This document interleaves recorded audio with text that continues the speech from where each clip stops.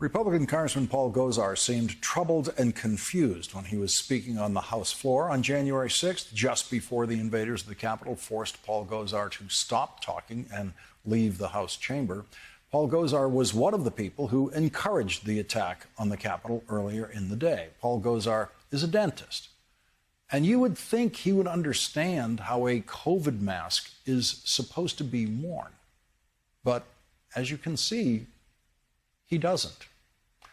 And as a member of Congress, you would think he understands that he cannot use Twitter to threaten the lives of another member of Congress and the President of the United States in a tweet that we will not be showing you, but has been seen by nearly 3 million people. Paul Gosar, no doubt with the help of his staff on the government payroll, created an animated video that shows him stabbing Alexandria Ocasio-Cortez to death in the back. After he assassinates Congresswoman Alexandria Ocasio-Cortez, Paul Gosar then uses the same knives to threaten President Biden. Paul Gosar released that very same video on Instagram after releasing it on Twitter. Congresswoman Alexandria Ocasio-Cortez is one of the most threatened members of the House of Representatives. Twitter and Instagram, which is owned by Facebook and run by Mark Zuckerberg, are allowing those videos to remain on their sites. They are aiding and abetting the deeply perverted homicidal fantasies of Paul Gosar. Joining us now is Jennifer Gosar, Paul Gosar's sister. Thank you very much for joining us tonight. I know this is difficult for you. You and your brother Tim have spoken about your brother Paul. What is wrong with him, and is it getting worse? Yes, it's getting worse because he has not been held accountable in any way, shape, or form. He's not been censured. He's not been expelled. And he's not had his seat forfeited by any of the leadership. And by that, I don't mean to specify Minority Leader McCarthy and McConnell. I do mean Speaker Nancy Pelosi. I do mean Senate Leader Chuck Schumer. I do mean Attorney General Merrick Garland. I mean, where are these people? Does he need to act on his sociopathic fantasy for Representative Ocasio-Cortez? I am very concerned for she and other members, and this is absolutely unacceptable. I do not understand it, and I'm livid, Lawrence. Congresswoman Ocasio-Cortez tweeted a reply tonight. She said, "So while I was en route to Glasgow, a creepy member I work with who fundraises for neo-Nazi groups shared a fantasy video of him killing me. And he'll face no consequences because Leader McCarthy cheers him on with excuses." She obviously puts up with more threats than most people in the history of the House of Representatives. But what is new is that those threats are coming from a member of the House of Representatives.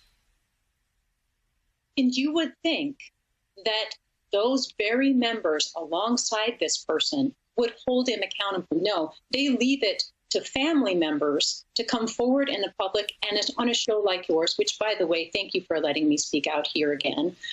This is my first time on your show, but I appreciate any opportunity to put a spotlight on this awful man.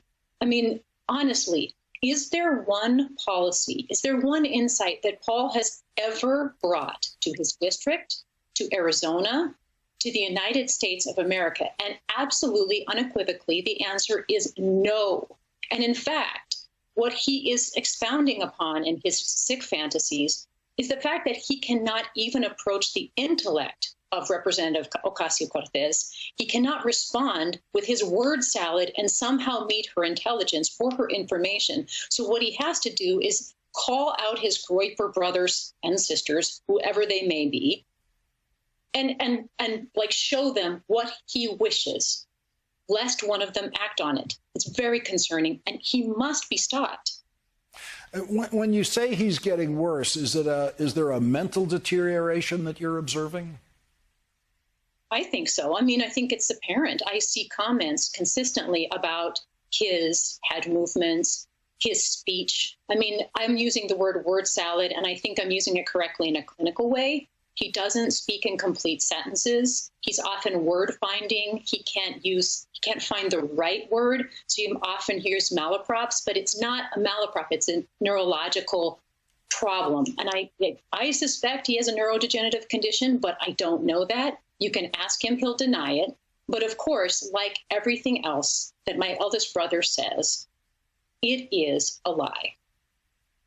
What is this like for you personally, to have your brother out there with your name, behaving this way, saying these things? I see you've taken the responsibility to publicly come out against him. What is this burden like for you personally?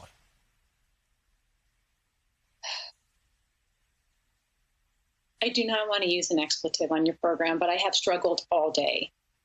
I would cry. I am so angry because I wouldn't throw things or break things. But what I saw in that video was not only the slicing of a representative who I very much value, has fought for me, even here in Seattle. The policies that she supports very much help better my life too. And she has so bravely done that, right? I don't have to not like Leader McCarthy and wish him death. I can just wish him not to be reelected. Isn't that enough? But what I do see in that video, and I want to point this out, is that it not only points out Representative Ocasio-Cortez, but it looks at immigrants as if they are the locust plague.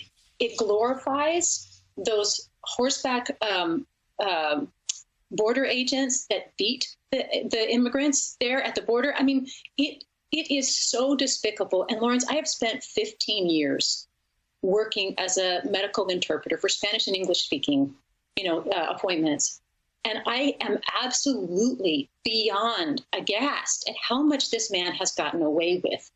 I don't know what he would need to do for any one of those people in a, quote, leadership position to hold him accountable. And I must ask Attorney General Merrick Garland, where are you? Where are you?